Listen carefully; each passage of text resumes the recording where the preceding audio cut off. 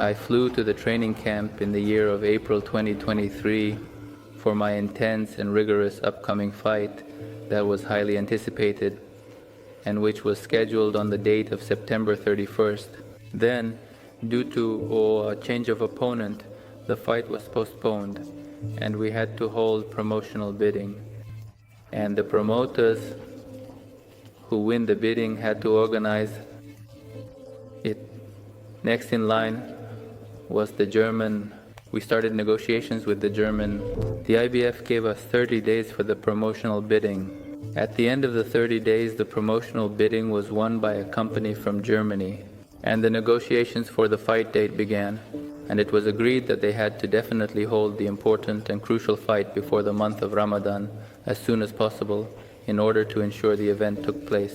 After they won the bidding, they scheduled the fight for April 6th, on the 27th day of Ramadan. Our team was primarily confused.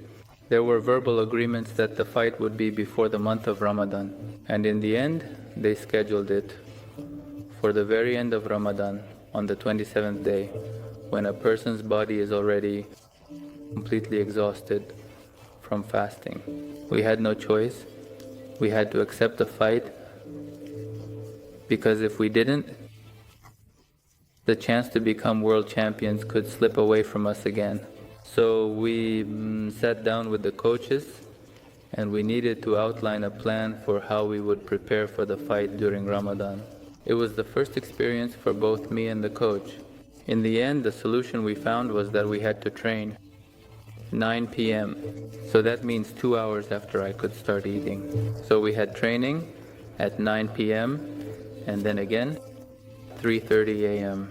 Since we couldn't eat anymore by 5 a.m., the training sessions were very tough, very intense. It was truly my first experience and my body had to entirely readjust. The condition was very challenging, both physically and mentally.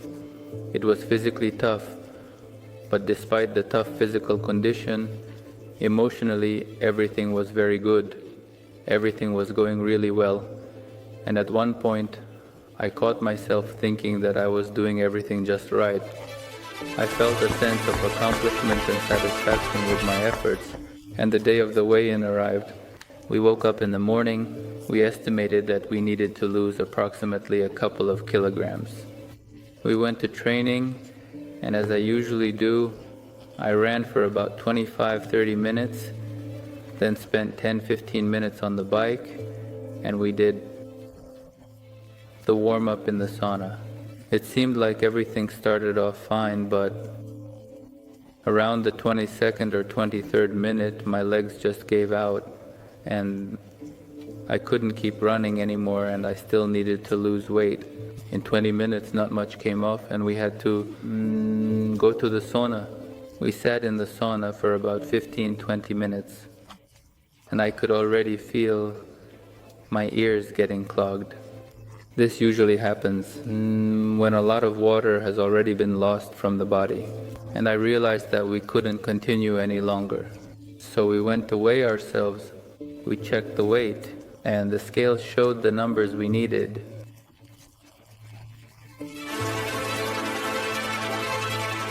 And so April 6th arrived, the day of the fight. The long-awaited fight that we had been preparing for under the most extreme conditions. My body has more or less recovered. Psychologically, we were ready at 150%, and we just had to go out there and take what rightfully belongs to us. In spite of all the various small and somewhat underhanded tactics and strategies that were cleverly orchestrated and put into play by the team from the German promotion company who were responsible for organizing the event. As I said exactly, the press conference, you scheduled the fight on the 27th day of fasting, when you know that my body will be completely exhausted and you literally tied my hands and feet, what excuse will you have after the fight? Ladies and gentlemen, let's get started. Introducing the remarkable BAKHRAM MURTAZALIEV, a distinguished individual known for his exceptional contributions. Alongside him, we have the talented Jack Culcay, celebrated for his outstanding achievements. We had the main event of the evening. We waited for our turn to come out. We stepped into the ring. and everything started off really well. In the first round, I controlled the distance really well, and by the end of the round with 20 seconds left, I sent my opponent to the canvas. Ray, just advise her like that. Oh my goodness, I can't believe what I'm seeing. This is absolutely incredible and beyond anything I could have imagined. It's just so amazing and unbelievable. But for some reason, the referee lifted that fighter up, wiped his gloves, and acted as if there hadn't been a knockdown. And then a thought crossed my mind that if I didn't finish this fight early, we probably wouldn't get the win away from home. After the first round, I sat and felt like my legs were cramping. Became heavy arms, felt tired, and I thought, wow.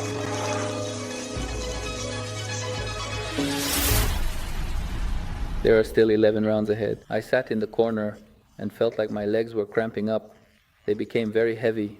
My arms were filled with fatigue, and I thought, wow, and there are still 11 rounds ahead. And there are still 11 rounds ahead, and I'm already tired. And there are still 11 rounds ahead. But I was already tired.